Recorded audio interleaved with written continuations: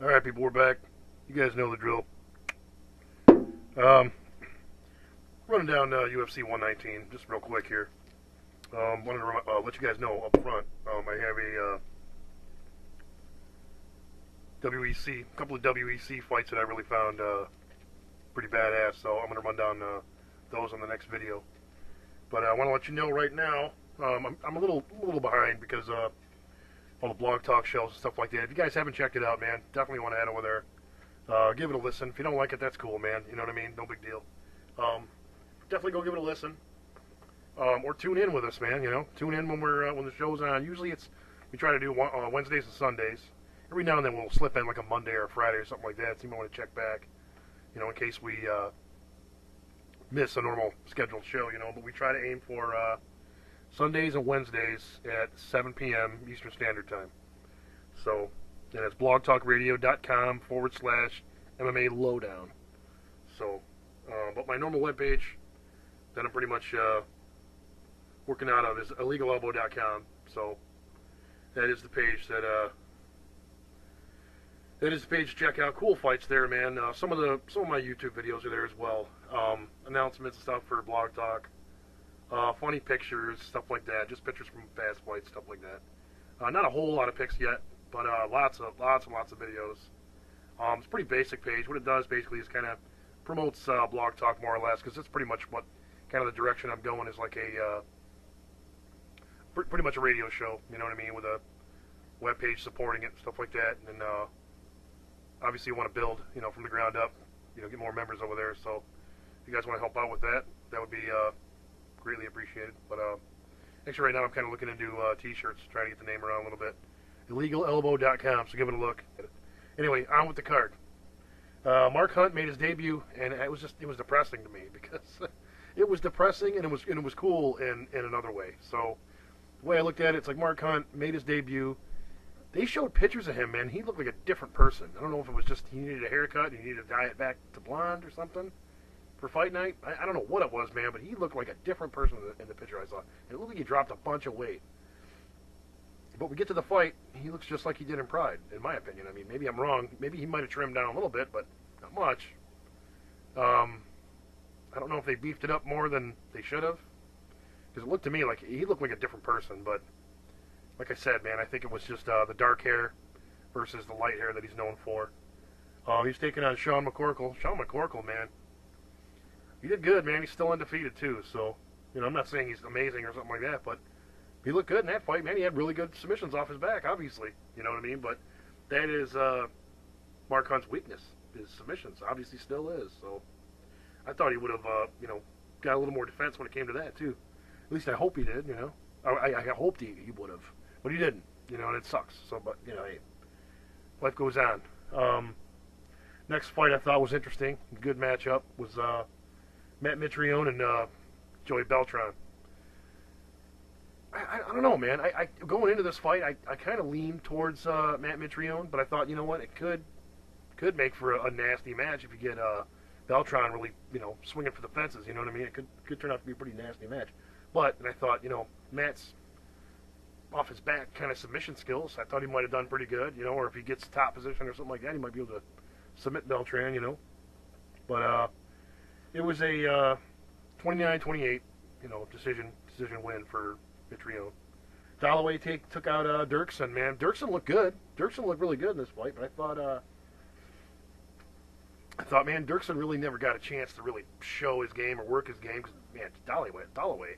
I was impressed with Dalloway in this fight. He jumped all over him, man, and just didn't give him no room, no space, and got the sub right away, man. Guillotine right away. And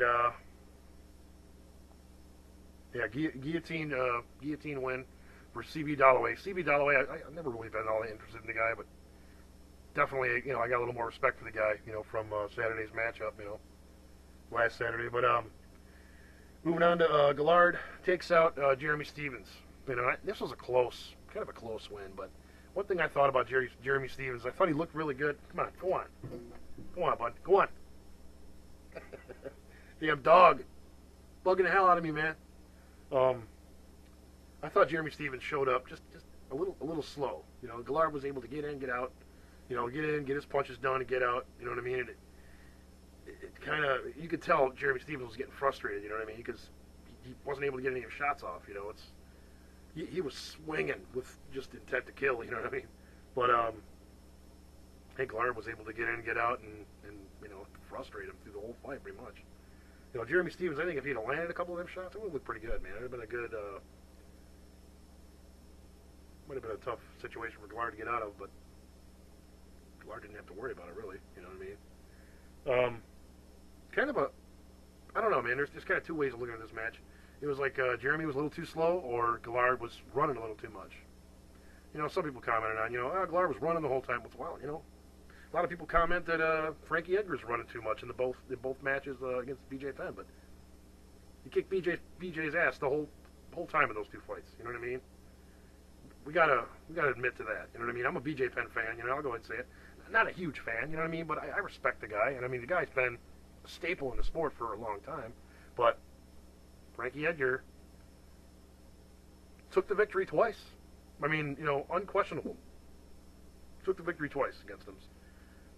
Moving on to Sean Shirk versus Evan Dunham. I really, honestly, I have to see that fight again because my buddy Joe on Blog Talk said that Evan Dunham got robbed. I was kind of like, you know what I mean? What I had going into that fight was a buddy of mine invited us over to watch the fights. And he's like, you know, that guy's 37? Because we're both 37 as well. So we went to high school together, you know what I mean? So he's like, I'm kind of rooting for that guy. And I'm thinking, dude, he's not going to win, man, you know. I was betting against Sean Shirk, you know, but Sean Shirk did everything he said he was going to do. He said, I'm going to, you know, nullify his game. You know, I'm going to do what I got to do. And as the fight was going on, as the fight was going on, I'm thinking, man, Sean Shirk's doing what he said he was going to do. You know, show this new guy how, you know, show him the ropes, you know what I mean? But there was a lot of spots where Evan Dunham looked really good, you know, but it just seemed that, to me, you know, while watching it, which, like I said, I was going into the mindset, it's like, well, yeah, the older guy's going to beat the younger guy, you know, they're going to, you know, I don't think it really matters, you know what I mean? Because I'm impressed with both guys, you know, and I'm probably a little more impressed with Evan Dunham than I am with Sean Shirk, because Sean Shirk's getting up there as far as fight age goes, you know. You know, got a nasty cut on him, you know, and that cut was probably bugging him the whole stinking fight. But just kind of grinded out the win, you know. And Dunham really, it looked to me like Dunham, you know, did well in spots, but didn't really do enough. Wasn't able to get off enough to really get to really go to work. You know what I mean? He wasn't able to really go to work and display his skills, you know. Chris Lytle taking on Matt Serra. I expected Lytle to win, and he did. It was fairly easy. You know what I mean? I don't want to say fairly easy. You know, Matt Serra is the kind of fighter. I think he's kind of maybe starting to look a little more towards, you know, kind of on a downslope maybe. You know what I mean? I don't want to rag on the guy. You know, I probably need to see another fight or two, you know, to really, you know, back up that claim. You know what I mean? That he's starting to look like he might be getting to the end of the career. But he looked good. You know, he was fairly sharp. You know what I mean? But Chris Lytle really just kind of took it to him pretty much the whole time. You know, it was a straight across the board. All judges, it was a 30-27 match. So unanimous decision for Chris Lytle. Lytle just you know, Lytle was quicker. Lytle had the reach, and he had a sick jab going on the entire fight. You know what I mean? So tough night for Matt Serra. I thought that Little Nog got robbed, and both my buddies on Blog Talk agreed. You know, MMA Lowdown on Blog Talk Radio, they agreed. You know what I mean? He got robbed. A lot of us, we didn't kind of feel that Ryan Bader did enough to take the win over somebody that's, you know, a big name. You know what I mean? Somebody that's, I wouldn't say way up on the ranks. You know what I mean? Because, you know, like Joe says a lot of times when we do shows on Blog Talk, he mentions that, you know, kind of looks like Rogerio Nogueira. Kind of, you know, Little Nog takes, it's like he'll do really good in one fight and then he'll look like shit in his next fight. And then he'll come back and look great. And then, you know what I mean? He's so on and off. So I think, I don't know, man. I really don't know. You know, I think a lot of the judging still needs to, man, go on. I think a lot of the judging still needs some work, man. I mean, I just don't think the judging is up to par yet, man. I think it's horrible, to be honest with you. But I don't know. Maybe I just can't see it from their point of view, or you know what I mean. So, but I thought Little Nog did. I thought Little Nog outscored him. You know what I mean? Like that might be one of the matches I got to watch again. I'm just gonna go ahead and say it, but I really just think Ryan Bader was looking for the right hand the entire fight. You know, looked for a couple of takedowns here and there, You know, I thought Little Nog looked pretty sharp the whole fight. You know, he was on his game that night, and I was stunned when I saw Ryan Bader take the win. So, well, the main event, Frank Mir taking on Crocop, Miracle Crocop. Crocop going into this fight got injured in training, and I thought it was kind of, not injured, but I mean, he got a nasty eye poke. You know, and if the picture is posted on LegalElbow.com. If you go into the photos section, you'll see it in there. But it was pretty nasty looking. So you want to go in there and check that out if you haven't already. You know what I mean? It's probably, you know, on a few sites on the net, I'm sure. But Frank Mir looked kind of. Both fighters looked they were too standoffish. You know what I mean? To order, you know, to really their normal offense. You know what I mean? Crocop could have went for broke, and he might have knocked Frank's block off. I mean, but he just stood back, and it was basically a boxing match. He didn't. I don't think he threw. Honestly, I don't remember one kick. I mean, there may have been a couple of kicks I had a good buzz on. Coors Light, thank you. But actually, it was Heineken that night. But I mean, maybe he might have threw a couple of kicks. I don't remember seeing a damn single one of them. But unless he just missed by that much. But like I said, man, it was honestly overall it was kind of a stale night, man. It really wasn't that great of a card. You know, I think a lot of people agree with me on that. It just lacked. It really wasn't that great of a card. You know, as far as I would almost want to say that a lot of people agree with me on this too. Is the prelims were far better than the main card. You know, there was just better matches all around, just better matches. You know, we got to the main card with some shoddy decisions. You know what I mean? Some shoddy judging and just some. You know, Joe made a good point. You know, I'm just going to make this point real quick before I exit. But Joe made the point of we're seeing a lot of fighters that are, afraid to lose more than they're ambitious to win, and it makes perfect sense. It's like, okay, you know, I don't want to go off too crazy because I'll get knocked the fuck out. But so it changes the whole game plan. You know what I mean? Really, it's these guys. I think these guys need to maybe start going for broke a little more. You know what I mean? You know, what if it takes you 3 huge wins into the future and you have one setback or something like that? Big deal. You know what I mean? At least it's not such a close decision or a possible loss. It just seemed to me like the main event for 119 was, I don't want to say a stale fight. I mean, it was a stale ass fight. Both of them could have went off. Frank Mir just in the post fight conference, he was totally down on himself. And it's like, well, he should be, really. You know, he said, "Oh, I think it was a bad performance." Dana thought it was a bad performance. You know what I mean? I thought it was kind of a half-ass performance on Crocop's part. So, anyway, like I said, altogether, it was kind of a mediocre card. You know what I mean? The main card was, you know, a little better than mediocre. It was pretty good, but prelims were good.